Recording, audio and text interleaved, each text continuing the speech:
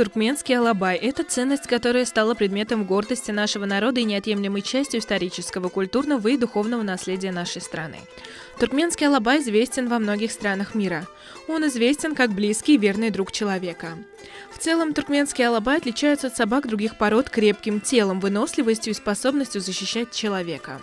На территории Туркменистана останки древнейших собак-алабаев найдены в Джейтуне, то есть среди находок, относящихся к 6-му тысячелетию до нашей эры, а также на территории Алтын-Депе. Были найдены древние останки туркменских алабаев, относящихся ко 2-му тысячелетию до нашей эры.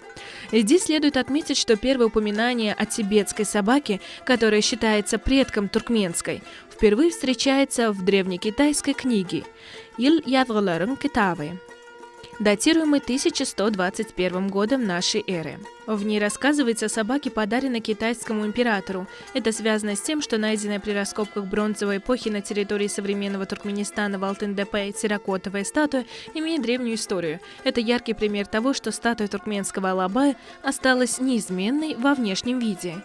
Туркменский алабай – гордость туркменского народа.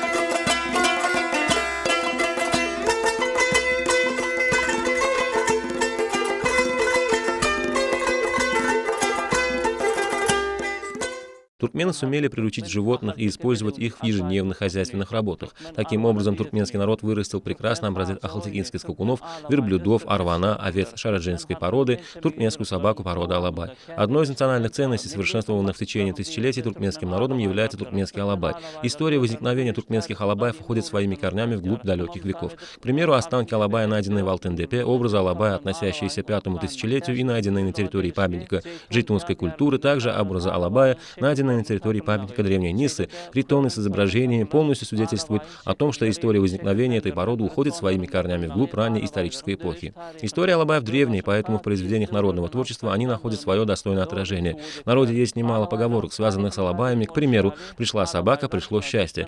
Хоть собаки и не в ладу, а при виде волка в стаю сбиваются. Если заблудился в пути, иди туда, где лает собака. Если придешь случайно, то во дворе туркмен увидишь спящую собаку. Эти слова свидетельствуют о том, что в историческом прошлом в каждом туркменском очаге был туркменский алабай.